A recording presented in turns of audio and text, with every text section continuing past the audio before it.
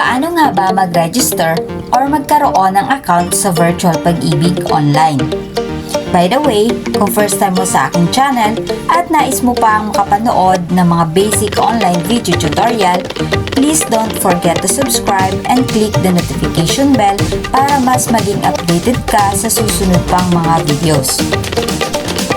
But before we start sa ating screen tutorial, sa mga nagtatanong po kung pwede daw ba silang gumawa or mag-create ng account online kahit wala pa silang loyalty card plus, ang sagot po is yes. Basta meron po kayong hawak na any two valid IDs or any supporting documents na pwede nyong i-upload, ay maaari po kayong mag-create or mag-register ng account sa online kahit wala pa kayong loyalty card plus.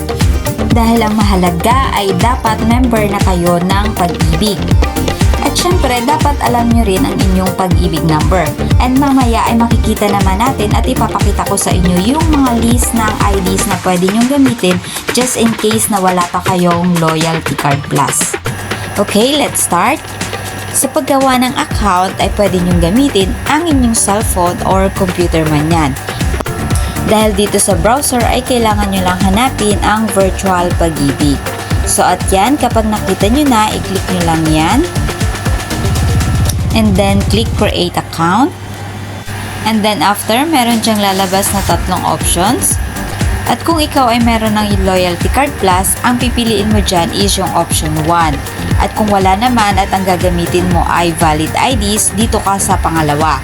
Kung ikaw naman ay OFW, ang pipiliin mo ay itong sa last na option.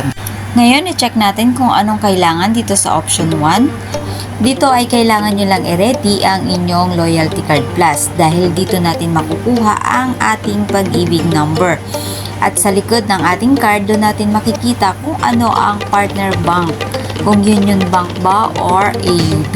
Ganon din ang 4 digits na kailangan nating i-input mamaya kapag mag-create na tayo ng ating account. Next is active mobile number.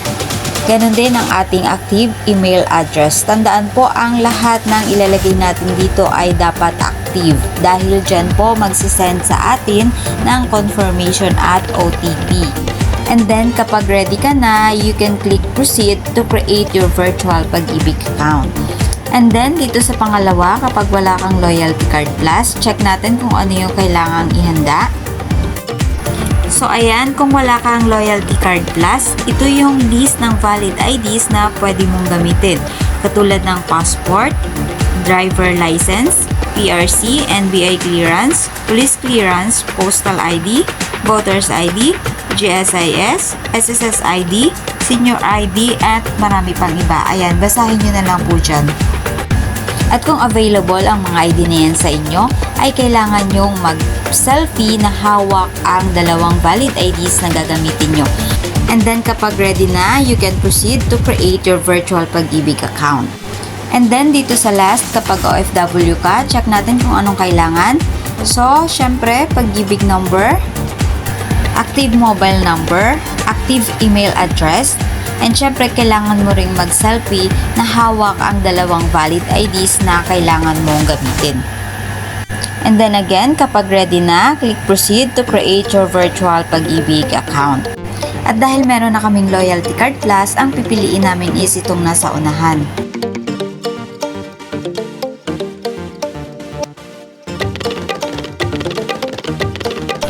And then dito sa Virtual Pag-ibig account creation, ilalagay nyo lang ang inyong Pag-ibig number. And then yung partner bank na makikita sa likod ng ating card. Ganun din yung 4 digits na kailangan nating ilagay dito. Sa likod din yun ng card makikita.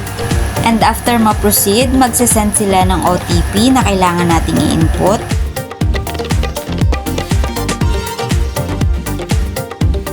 And then, dito sa member information ay ilalagay nyo lang ang inyong email address. And then, pipili kayo ng tatlong security question.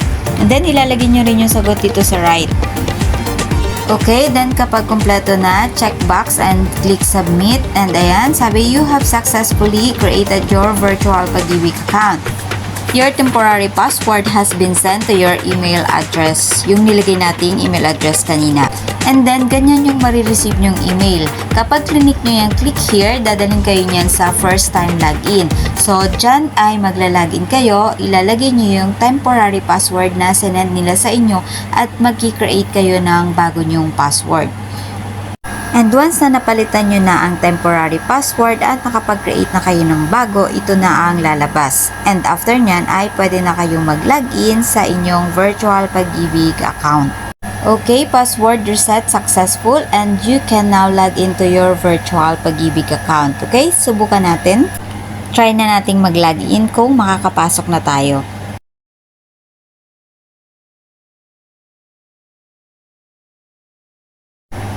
So ayan, successful, nakapag-login na tayo at nakagawa na tayo ng ating account sa Virtual Pag-ibig Online.